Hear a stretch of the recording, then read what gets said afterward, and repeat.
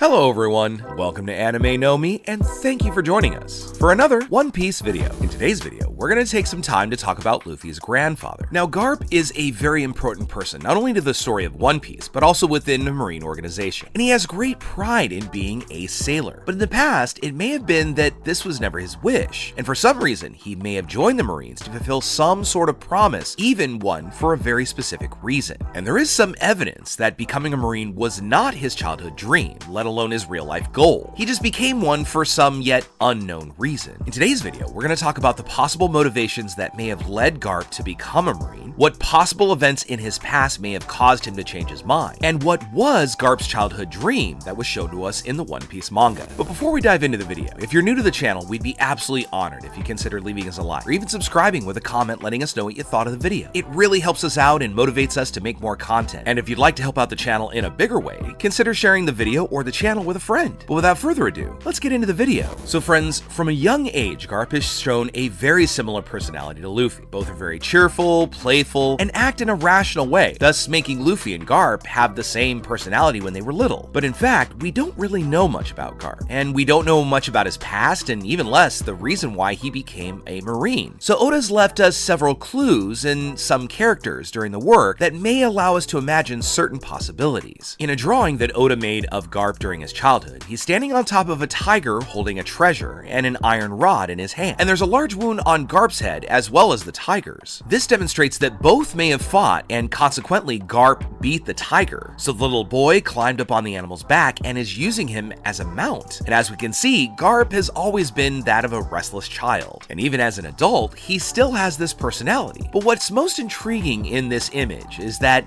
young Garp is holding a treasure and the metal that he's holding in his hands. And it'd usually be a pirate who seeks riches through these treasure chests. And this metal staff in his hand is also very similar to the one that Sabo currently holds. So this image may have some reference to pirates and revolutionaries. And this image is from his childhood, may be related to his current personality. But again, this image could be interpreted in several ways. But there's a really interesting way that it could explain this image from Garp's childhood. The interpretation would be that the treasure in his hand is the representation of his family and friends. Garp is a very protective and loving person when it comes to his family, and he cares a lot about them, to the point of even breaking many rules for them, because Garp has always tried to guide his son and grandchildren become sailors just like him. But none of them decided to follow in Garp's footsteps, and this made him very sad. But this didn't make Garp give up on his family, and even though he was still far away, he had a great affection and love for them. Even during the events of Marineford, Garp was always worried about what was going to happen to his grandson Ace, but there was nothing he could do to help him. Garp even regrets that Ace did not follow the destiny that he had indicated, which was to become a Marine. And even though he loved Ace, he could not break one of the rules of being a Marine himself. But when Akainu had just taken Ace's life and was ready to take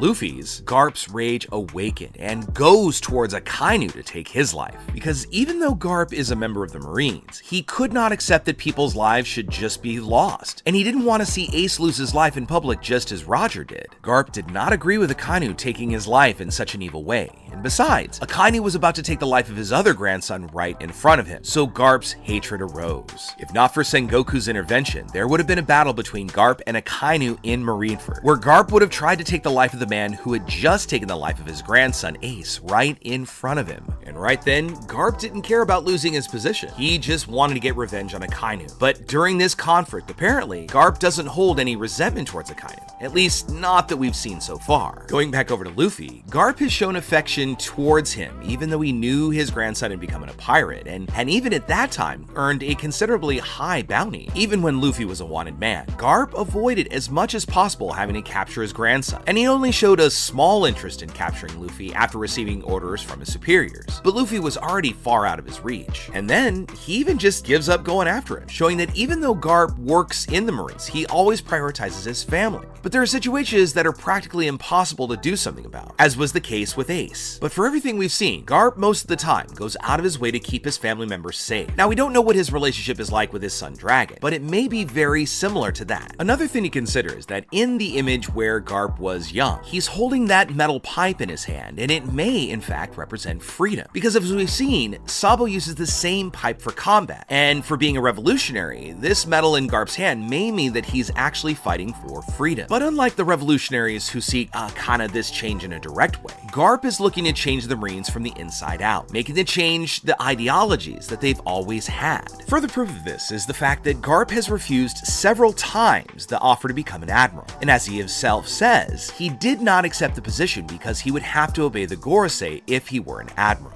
And this is something he just does not want to do because he doesn't agree with their ideals and also does not accept the way in which they treat other people. The world government and the Gorosei take away the freedom and force people to do things they would never want to do. So Garp strongly disagrees with their attitude, and for this reason, he does not want to take direct orders from them. So just like his son Dragon, Garp pursues the same goals for this reason, and he doesn't show that he ever really wants to go after his son or capture him because this would really go against his sense of justice that he has. There's even been the possibility discussed that Garp may in fact be working together with his son Dragon as a spy for the Marines because the revolutionaries are always aware of what is going on inside the Marines. And because of the extremely high level of information that the Revolutionary Army has, it means that there's got to be a spy inside the Marines, and that spy has to hold a very important position within the organization. And Garp really is the character who has the most access to the important information about what the world government is planning. So it may be that he's passing this information on to his son Dragon, so the revolutionaries can strategize to overthrow the world nobles little by little. This would also explain why Garp did not accept being an admiral, because if he became one, his actions would be limited and he might not be able to pass information on to the revolutionaries anymore. He might become so busy or under watchful eyes so much that it would make him impossible to go to other places without anyone knowing where he is. But going back once more to our childhood drawing of Garp, we want to finally talk about the tiger,